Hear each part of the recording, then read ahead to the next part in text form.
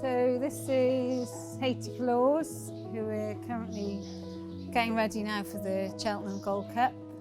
Seems in really good form and very happy with them. He's had an easy couple of weeks after his Newbury run, so we're just winding him up now. He'll probably have 2 or 3 bits of work now over the next 2 weeks. But we're at the end of the season now, he's fairly fit, so it's more freshening him up than drilling him at home now. Really happy with Newbury. I don't think he could have done much more really. He was lonely out in front, there was only 4 runners. He travels and jumps much better with a bit of company. I think it was awful ground that day to jump out of. You know, when Lahon Presse came to him, he's quick and really well up the straight. I thought he'd jumped the last 3 brilliant. And yeah, I was very pleased. I don't think he could have done any more. And it probably all worked out well because I don't think he got an overly hard race either. So perfect. Welsh Grand National was amazing. To do it that weight, 12 stone, I don't think a horse has ever won it off that. And we were coming off a bad run at Haydock as well, the Betfair Chase, where we found the course, he had a bit of a bad back and possibly ran back a bit soon. So I think to bounce back from that was amazing. Sean's always wanted to win the Welsh National, I've always wanted to win it. So no, amazing.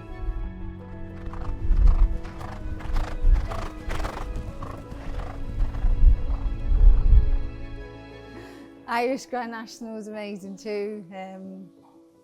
Yeah, well, it was some feeling winning that. I've never seen so much press and people, probably more so than Cheltenham, I would have said. It was a massive win and brilliant to do it over there and lovely for the owners because they've got Irish connections too, and brilliant prize money.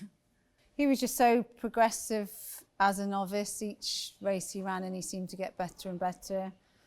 We thought he was tailor-made for that National Hunt Chase, and it was nice last year. Obviously they turned it into a handicap. He went in off quite a nice mark. So no, for the yard, the owners, everyone, to have another Cheltenham Festival winner was amazing, and to have a horse like him we knew was progressing and we hoped would get better and better, and he has.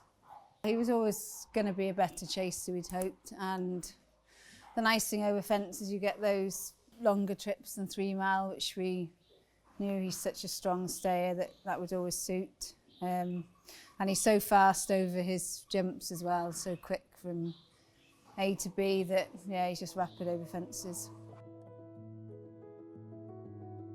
Seeing him at Tats, he just looked like a real tough sort of black horse, and he walked around a bit cocky, marched around, and watching his video in the Tats tent there, and I just loved the way he travelled and jumped that day. I know he didn't win, he was second. I didn't know too much about his sire at the time, but I didn't care because I just loved him as an individual. So went on my gut with that. He's very chilled, but he can be quite highly strung.